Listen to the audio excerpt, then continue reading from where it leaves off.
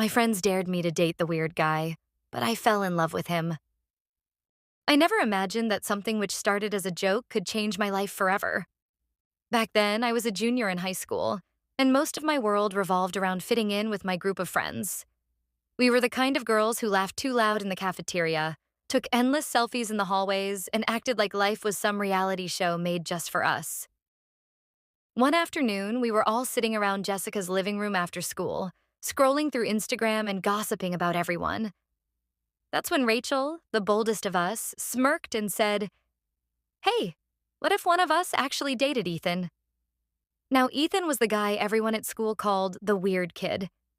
He wasn't a troublemaker or anything like that, but he was different. He wore the same old black hoodie almost every day, sat in the corner of the cafeteria by himself, and always carried a notebook like he was hiding some great secret in there. Most people ignored him. Some mocked him, but no one really knew him. The moment Rachel mentioned his name, the room filled with laughter. "No way," Jessica squealed. "He probably doesn't even talk to people, let alone girls." Then Rachel looked at me with that mischievous glint in her eye. "What about you, Emily? You're always up for a challenge." At first, I laughed it off. "Me? Yeah, right." But then all of them started chanting, "Do it. Do it." Like it was the funniest thing in the world. I didn't want to seem scared or boring, so finally I rolled my eyes and said, "Fine. I'll talk to him tomorrow. Happy?" The next day, my stomach twisted as I walked into the cafeteria. There he was, sitting alone at his usual spot, sketching in that notebook. My friends were watching me from across the room, whispering and giggling. I took a deep breath and walked over. "Hey," I said, trying to sound casual. He looked up, his dark brown eyes surprised but calm. "Hi," he replied softly, closing his notebook halfway. I sat down across from him, feeling awkward under his quiet gaze. "I'm Emily," I said, though of course he already knew who I was. Everyone knew each other at our school. "I know," he said with the faintest hint of a smile. "You don't usually sit here." I laughed nervously. "Yeah, well, I thought I'd change things up today." To my surprise, he didn't push me away. He asked if I wanted some of his fries, and I couldn't help but notice how polite and thoughtful he was, so unlike what people made him out to be. By the time lunch was over, I wasn't just doing a dare anymore. I was curious. Curious about Ethan, about what was in that notebook, and about why everyone had gotten him so wrong. And for the first time, I started to wonder if the dare might lead me somewhere I never expected. I didn't plan on sitting with Ethan again. At least, that's what I told myself. But the next day, when I walked into the cafeteria and saw him sitting alone, my feet carried me to his table before I could even think twice. "Back again?" he asked, raising an eyebrow. His voice was calm, steady, almost teasing. "Yeah," I said, setting down my tray. "Don't tell me you don't like the company." He smiled, really smiled this time, and something inside me shifted. It wasn't forced or mocking like the grins I got from my so-called popular crowd. It was real. I noticed how different he was once I paid attention. He didn't waste words, but when he spoke, he meant it. He listened. Like, actually listened. Not just waiting for his turn to talk. When I complained about my math teacher, he didn't fake interest. Instead, he gave me this practical advice on how he handled the same class last year. And it actually helped. Meanwhile, across the room, I could feel my friend's eyes burning into me. Jessica sent me a text. "You're actually doing it?" LOL. "You're insane," I didn't reply. By the end of that week, sitting with Ethan had become a routine. We'd talk about random things. Books, music, teachers we hated. One day, curiosity got the better of me, and I asked about his notebook. "What's in there?" I asked, nodding toward the worn journal he always carried.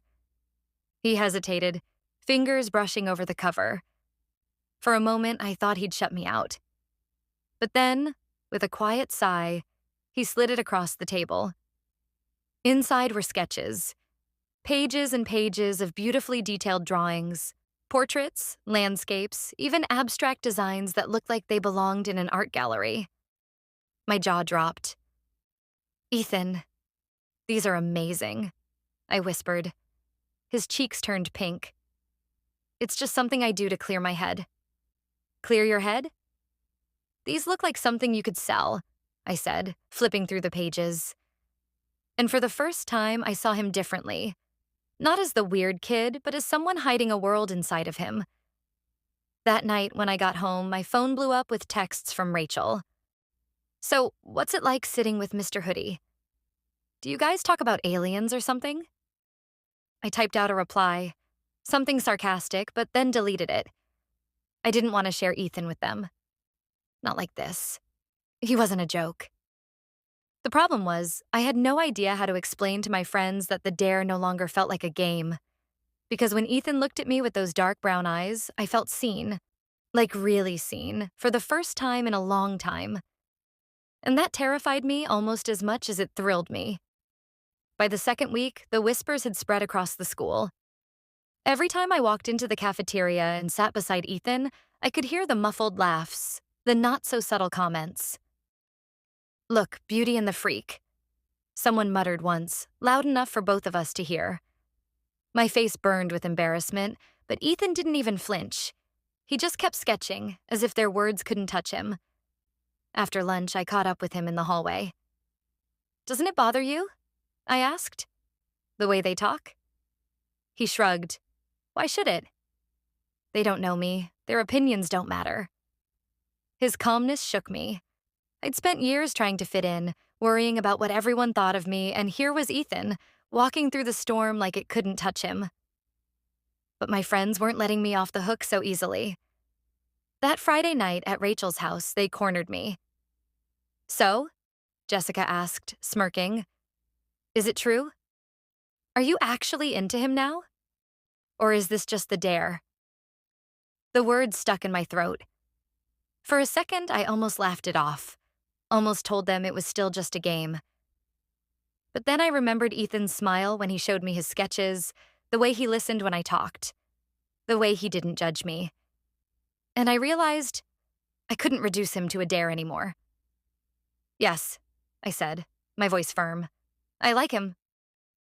A lot. The room went silent. Rachel's mouth fell open. Jessica scoffed. You're kidding, right? Him? Come on, he's weird. Maybe? I shot back, surprising even myself. But at least he's real. Unlike half the people in this room, their faces twisted with shock. But I didn't care. For once, I wasn't playing their game. The next Monday, I walked straight to Ethan's table without hesitation. This time, though, I didn't just sit down.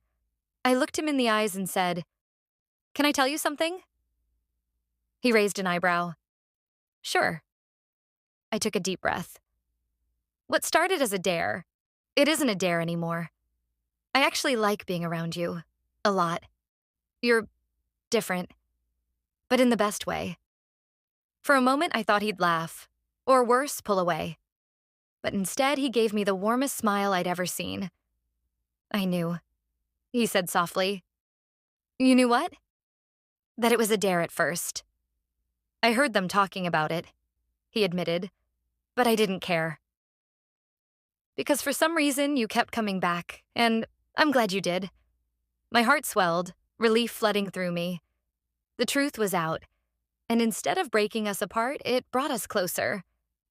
That afternoon when he walked me home, I didn't feel the stares or hear the whispers. For the first time, it didn't matter what anyone else thought. Because somewhere between the laughter and the sketches, I had fallen for the boy everyone else overlooked. The boy who wasn't weird at all. Just extraordinary. And this time, it wasn't a dare. If this story kept you hooked until the very end, don't forget to subscribe to Storybar, give this video a like, share it with your friends, and leave a comment below. Your support helps us bring you even more stories full of drama, betrayal, love, and life-changing decisions. Don't miss the next one.